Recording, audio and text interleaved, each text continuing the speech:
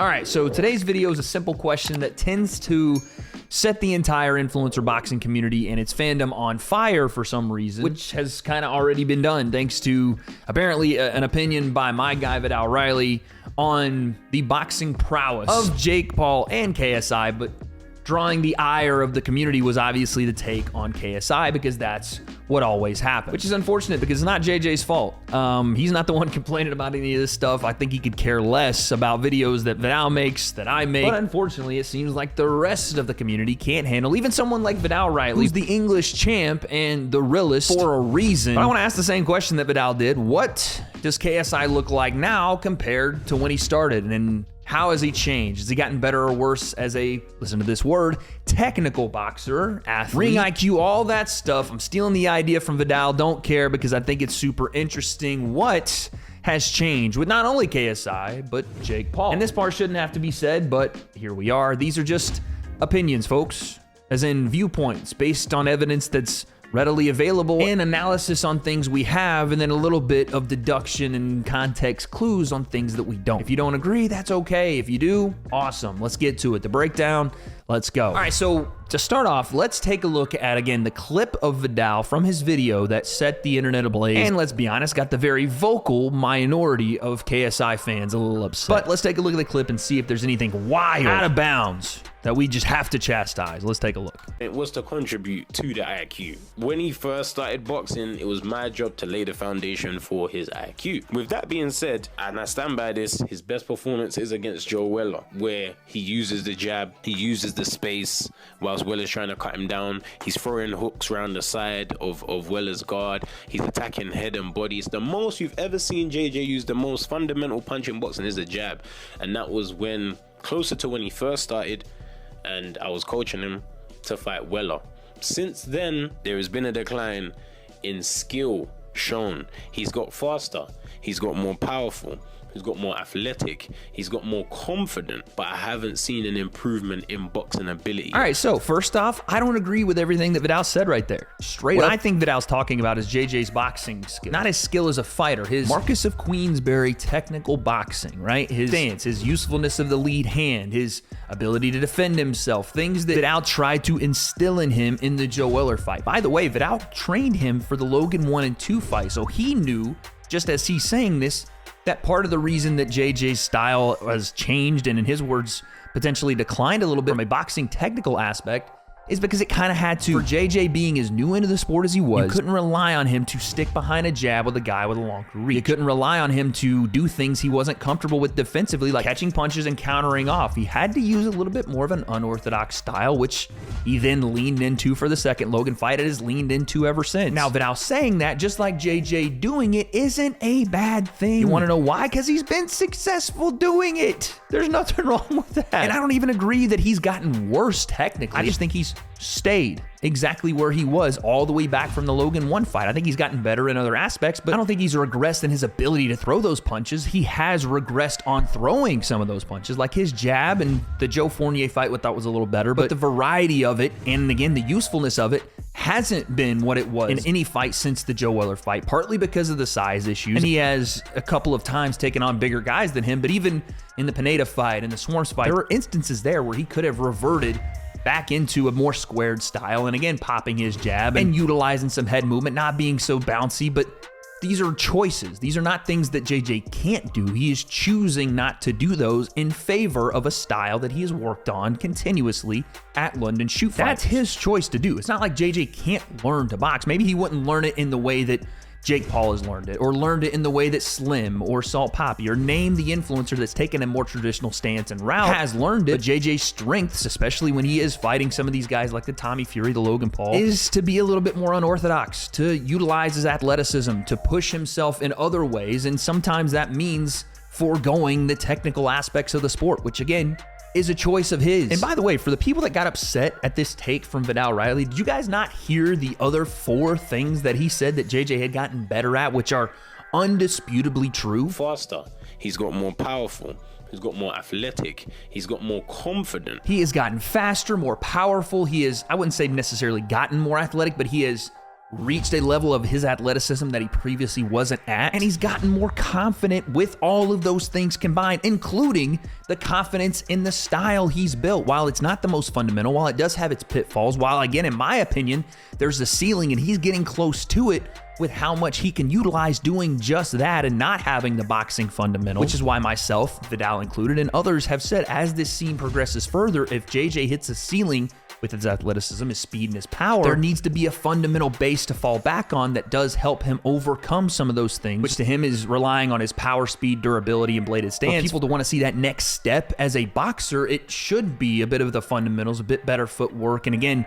some variety in his offense and defensive tactics. And again, it isn't some sort of malice intent from Viddal. He's giving an opinion based on a great idea for a video, by the way. Like, he's giving you guys a piece-by-piece breakdown, not only on JJ, but of Jake Paul as well. And I want to get into that next point too. Viddal had this ranking system for KSI and Jake Paul. It's a series on his channel called Real Rivals. We'll put the link in the description here so you guys can go watch it. But essentially, he is ranking people. He's done this for the pro scene and how a matchup would go based on their rankings, right? Who is winning and losing the overall card like you'd see in FIFA or Madden. I think it's a really cool concept. And he got to the end of this video and he gave rankings for Jake Paul and KSI. Let's start with Jake. He gave Jake an 8 on attack, a 7 speed, 9 durability, power 7, defense 6, and IQ 7. Honestly, based on what he used to rank certain aspects of this, like the durability being cardio, the ability to perform even with a bit of a gas tank depletion in the later parts of the fight, which I guess would go with cardio,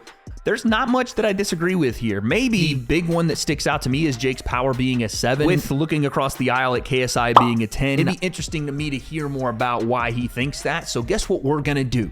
We're going to listen as to why he thinks that. Power. Now, Ben Askren, not a 200-pounder. Anderson Silva, not a 200-pounder. Nate Robinson, not a 200-pounder. Andre August, not a 200-pounder. Most of the people we've seen Jake put the finish on are people who are naturally lighter, who have blown up to be that weight to fight him. Gib, another. So all the people I'm naming are people that are not normally that weight. He does show power, but we won't see the true power until he's in there with someone his size and puts them to sleep. Andre August was blown up like heavyweight.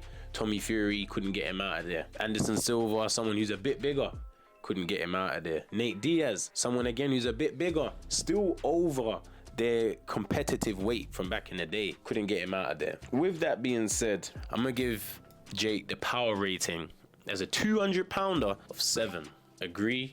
Disagree? Let me. All right, so there you hear it. He gives Jake a rating of a 7 as a 200-pounder. Now, Jake has only fought at 199 pounds one time. He's pretty much exclusively fought at 190 pounds. And Viddal has a great point here that most of the guys that Jake fought were a bit smaller in their prime fighting careers, or at least they fought a bit smaller. Tyron Woodley naturally walks around at about 205 pounds. Nate Diaz at about 190. Ben Askren, 100%, he blew up. He was not a natural 190. He was probably about 185. The hip surgery probably did a little more there. Andre August is a smaller, especially height-wise, cruiserweight, but did also weigh around that 185 to 190 pound mark. Yes, and Tommy even being around the same size. Jake wasn't, like Viddal said, able to put him away. I still think we go with a little bit of a higher rating on the power, because when Jake does touch these guys on the chin, they feel it. No, he's not stopping everyone, but he is dropping everyone. That's what's happened in every single one of his fights. He has dropped his opponent. Outside of Deji, that Olatunji chin made a steal. I think we don't have to go the full 10, because I think 10 would be just knocking every single person out clean, but I do think that 8 to 9 range for Jake, especially after the Andre August knockout, which did put him back into that knockout kind of space. But again, not being able to hurt Tommy Fury severely does limit him. Like, if he was putting Tommy Fury down with a nasty punch like that, and he did catch him clean with the right hand, I would say, yeah, power on a 10, because he's putting everyone down. It was more of a, he caught Tommy walking in, popped him with the jab, caught him off balance, which then Tommy went off balance and fell to the ground. That's still a knockdown, but it wasn't the power that put him down. So I would say that 7 is a little low. Give me an 8 or 9. But outside of that, I think it's a pretty solid rating from Viddal. I think he nailed it with Jake. But that's not what anyone and everyone is complaining about, because of course it is. We have to go to his lineup of JJ's statistics and skills to get that kind of outrage. Let's take a look. So JJ's rating, now the overall, I'm not too concerned with. I'm looking more so specifically at the ratings for attack speed, durability, power, defense, and IQ. There are things that jump off the page for me here on JJ's list. One, is his durability being a 10. I don't know that even with Viddal's explanation, the cardio aspect of this, the ability to take hard punches, and the ability to do that through later rounds, I don't know if JJ gets that nod of a durability of 10 while also only going 6 rounds. And even Viddal himself says here that JJ has taken more punches than Jake because of his low defense, but I have to push back on that. I don't think that JJ has taken as many hard punches as Jake has, and that's not a good thing, by the way. Jake shouldn't be taking some of those overhand that he took from Tyron Woodley, that he took even from Andre August. He got hit with a shot in that fight, but some of the punches he even took from Tommy Fury were big-time punches that JJ didn't get hit with in the Tommy Fury fight. So I don't know that I can rate JJ's durability at a 10. While, yes, his cardio does allow him to be in later fights that he maybe shouldn't be in, and his ability to recover from Logan hitting him with the cleanest shot he's ever been hit with was a big deal. I still haven't seen JJ deal with combination punching or really being cracked with a punch since the Logan fight. I know Joe Forney hit him with a jab right hand, and Tommy hit him with some jabs and then close with some right hands, but nothing really clean. And I don't know that it would even shake the foundation, so we're playing a little bit of a guessing game, but I think we take a couple points off there and put that at a 8, an 8 durability, because again, the 6-round fights, and if we're weighing it on the same scale and comparing it to Jake, he's done 8 and 10-round fights at this point. So I think those things being factored in, JJ still needs to show a little more on the durability side. Defense being at 2. Okay, this one, that's a crazy low number, but it makes sense because when JJ is attacking or when he's in bladed stance bounce mode, there isn't really a concern in his mind about being defensively aware. It is very much still for JJ a you go, I go phase, or I go, clinch, hold, reset, or I bounce, clinch, hold, reset phase, or I bounce, clinch, work a little bit on the inside, referee resets, we go back and go again. That's kind of the phase he's in. And to be fair, a little bit better head movement from the Joe Fournier and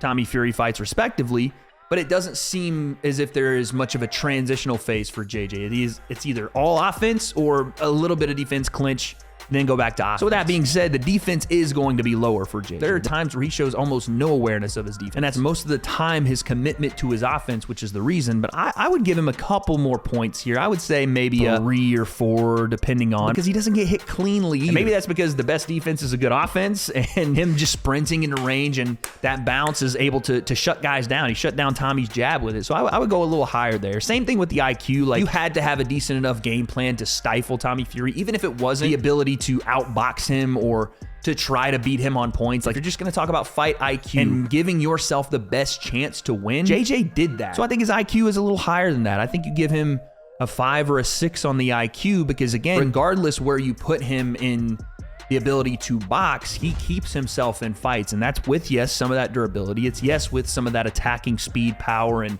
athleticism, but it also is a bit of a game plan to put himself in positions to let those things flow. And the last one, this one is going to be the most controversial of the picks that I make, but it's JJ's power. I don't see how in the world we still stay at a 10 power for JJ. This is not to say that JJ doesn't have power or even sparring room stories of ridiculous power, but I don't know that we are able to give him a full 10 and put him on the scale of the hardest puncher in influencer boxing with the clean knockout of temper as the only basis we really have for ridiculous power. Sure, he knocked down Logan. That was a massive deal. Shot behind the right ear, kept him in that fight, actually probably carried him across the finish line. And there wasn't a moment where Tommy Fury was extra hurt. I know he landed the first punch in the first round that people lost their minds over. There wasn't a moment in that fight where JJ hurt Tommy to a degree that showed you that crazy level of power. I think we're going to bring it back down, and if we're putting Jake on a 7 on the power scale as he's actually knocked people out, I think we bring JJ's power down to about the 7 or 8 mark as well. I think we could put him at the 8, probably the 8, because again, I have to see more of him actually putting people away with just that power. He has either been in decisions with Logan and Tommy, a no contest with Joe Fournier, which again, you can say he would have knocked him out. I still need to see it to believe it. And dropped temper with a nasty left hook. So those are my only real adjustments to Viddal's Real Rivals ratings here. Damn, say that 3 times fast. Real Rivals rating, Real Rivals rating, Real Rivals. Okay. But long story short, the point of this video was not for me to come in and adjust ratings here like a freaking EA Sports developer. No, it was to tell you guys that there is an epidemic in our scene. And it's oddly enough, around the thing that should keep influencer boxing going, which is people providing an honest opinion without their integrity being called into question or having some issue with them as a person because of the opinion they share on influencer boxing. It's a very odd thing that I think does a disservice to this scene more than it helps it, but I also understand that we are in a scene of almost all children. So cognitive thinking is still developing, but the point of this entire thing is to tell you guys, if Viddal has an opinion, if I have an opinion, if JJ has an opinion, if Jake has an opinion, if you have an opinion, it's just that. It's here to be discussed. It's here to be shared. It's not here to always be agreed on or disagreed on, but that should be where it ends. Calling people two-faced and acting as if because they have an opinion or because they hold a certain opinion, they have some sort of malintent behind it is the reason that you guys don't get more honest opinions from your favorite creators in this scene. It's the reason that we have team sports in this scene, Team KSI and Team Jake, which is fine to have if we're going to keep it in the discussion of who wins that fight. But the moment we start attacking people personally for having opinions, well, I think we all know where that goes. Nobody enjoys that. No one has fun, and it makes this whole thing more toxic than a fucking vat of waste. If you want lawlessness, keep it going. But for now, I think that there was nothing wrong with Viddal doing his video, and the question that he raised is an interesting one. As a boxer, technically,